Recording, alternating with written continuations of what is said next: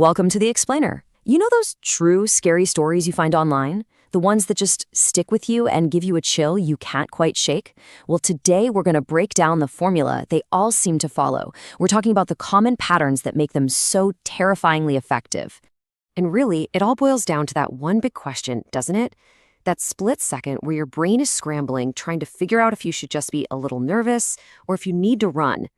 By digging into the structure of these stories, we can actually map out the mechanics of fear itself.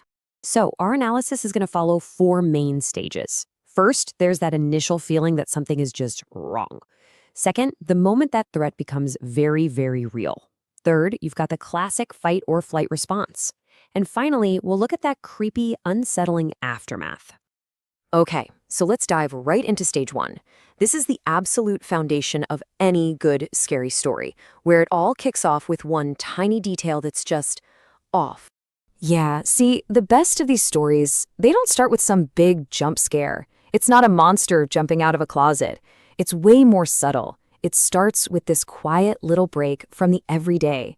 It's like a tiny rip in the fabric of what's normal, and it makes you stop and go, wait a minute, that's not right.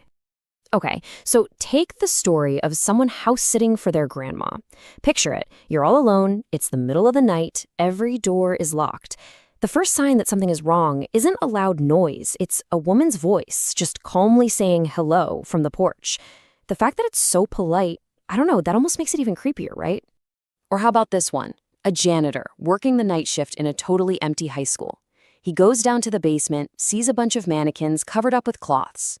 He goes back upstairs for a few minutes, comes back down, and one of the cloths is moved. Nobody else is supposed to be in the building. It's this tiny, impossible change that just makes your skin crawl. And then there's the story of an overnight worker at Walmart. For her, the creepiness starts with someone just breaking the social rules. This guy is just hanging around for hours, not buying anything. She keeps catching him staring at her. And then it hits her, that awful feeling that she recognizes him. He's not just a random customer anymore. He's there for her. So, you see what's happening here? This first stage isn't about, immediate physical danger. It's all about that psychological creep factor. It puts you right in the protagonist's shoes, asking that one question we'd all be asking.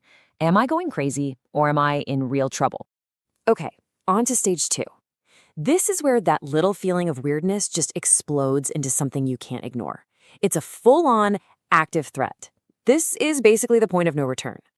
And check this out. This timeline shows just how planned out this escalation can get. So in this story, a college kid named Nicholas has a super weird run-in with a guy who says he's his date's father. But then it gets serious. The guy parks down the street, turns off his lights, and then gets out and starts following him on foot. See? It's not just a weird encounter anymore. This is a hunt. And remember our house sitter? The escalation there is all about sound. And it gets aggressive.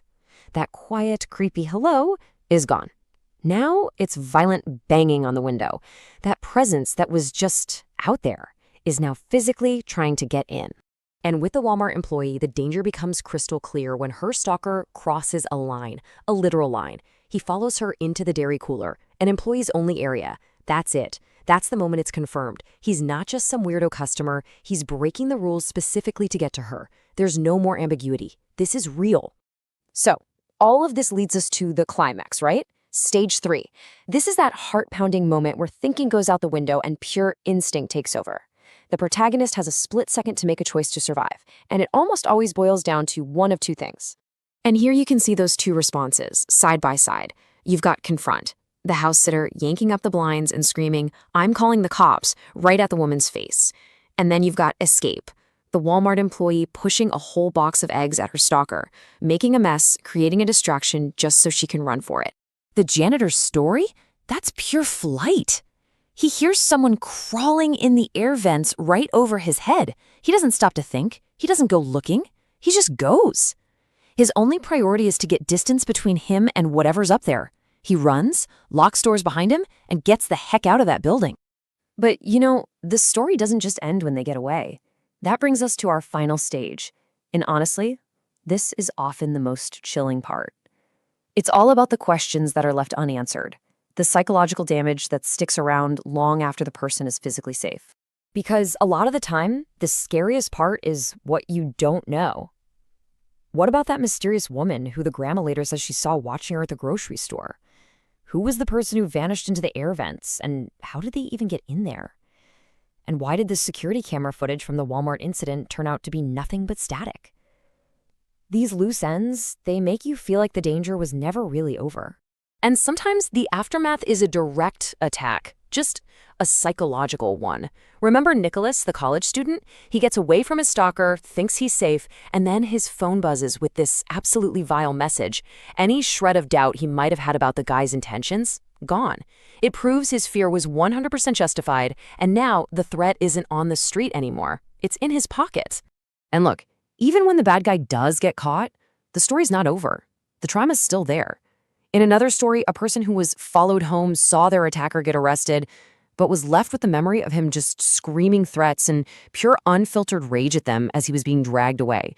The physical danger is gone, sure, but that emotional echo, that sticks around. And that really brings us to the final unspoken horror of it all, doesn't it? We've just spent this whole explainer breaking down the anatomy of survival stories, which leaves us with one last really chilling thought. We only ever hear the stories from the people who got away. So for every one of those, how many stories are out there that have no one left to tell them?